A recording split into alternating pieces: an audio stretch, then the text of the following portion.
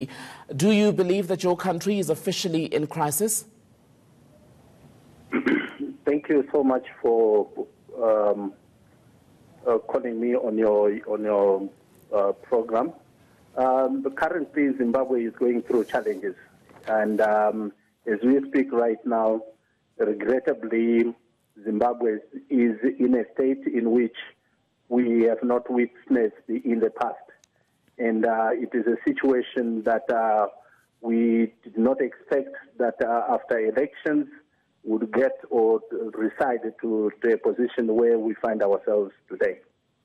Why would the government, the ZANU-PF government in Zimbabwe, choose to more than double fuel prices, given that the situation in the country was already so bad? Were there no other economic tools at the president's disposal?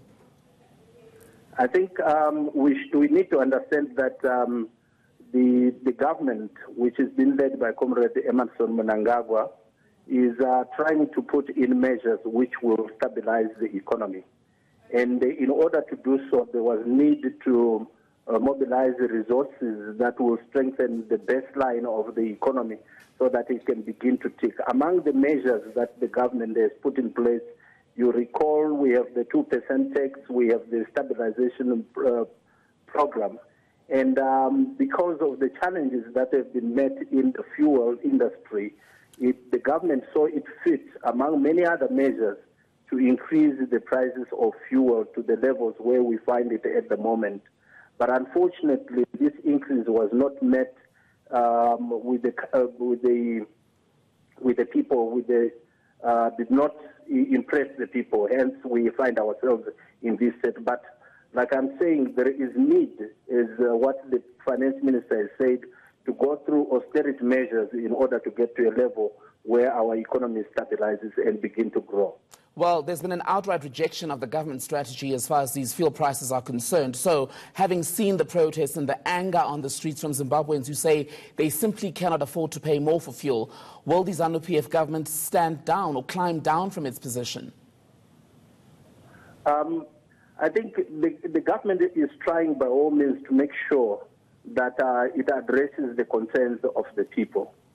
And in all what the president has been doing and he continues to do, he is trying to make sure that he comes up with policies, he comes up with programs that will seek to stabilize, create or restore the economic fundamentals that are needed in order for us to begin to see the benefits among the individuals.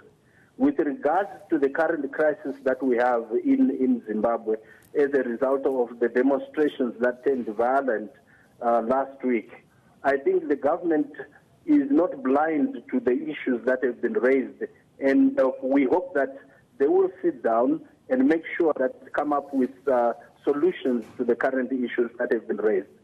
The NGOs in your country say at least 12 people died in the demonstrations we saw in Harare and Bulawayo this week. Why did the police in your country see it fit to kill protesters who were merely voicing their opposition to the decision to hike fuel prices? It is regrettable that the demonstrations have led to a loss of life. And if 12 is the correct number, then I think it's a situation that nobody would want to say is good. But why would the police come in?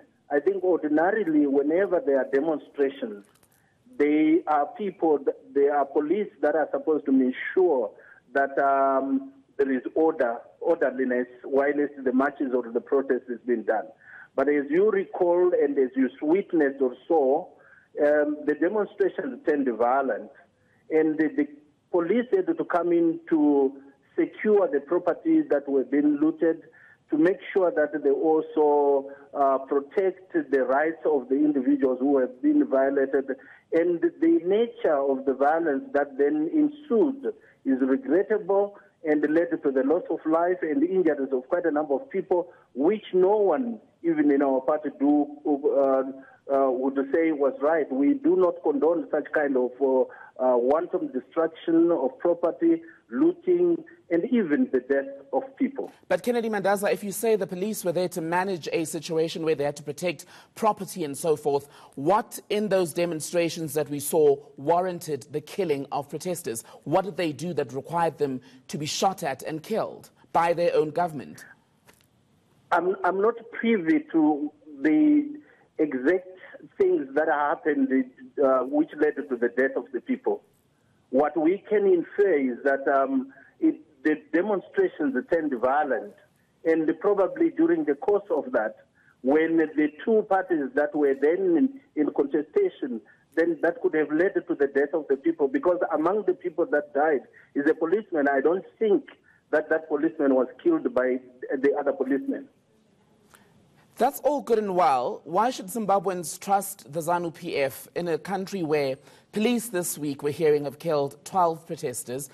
The bond notes that you had in circulation are all but useless. Fuel prices are soaring. There are no jobs. What is the use of the Mnangagwa government? Why has it not managed to bring things under control? Why should we trust you? As you were saying, the government of President Mnangagwa came into being not more than 6 months ago. And in these 6 months, and even prior to the elections that took place on July the 30th, the mantra that the president has been calling on is to ensure that we open up business opportunities in Zimbabwe, which will then result in the creation of jobs, in the stabilization of the economy, and the confidence that is needed in order for people to invest in the country. And this does not require only the people that are in ZANU-PF. It requires the totality of the people that are in Zimbabwe to work as a collective to ensure that we restore the economy of Zimbabwe. And as we speak right now, the president is engaging people to make sure that we remain focused on the vision and aspirations of the people who would want to find food on their tables.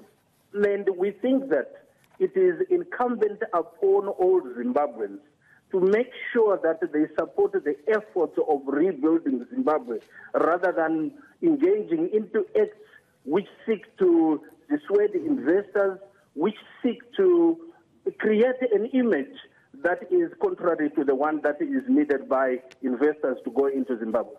ZANU-PF South Africa spokesperson Kennedy Mandaza, so much we could still talk about it, but let's leave it there for now. In a moment, we'll bring you much more of the day's news. This is ENCA Now.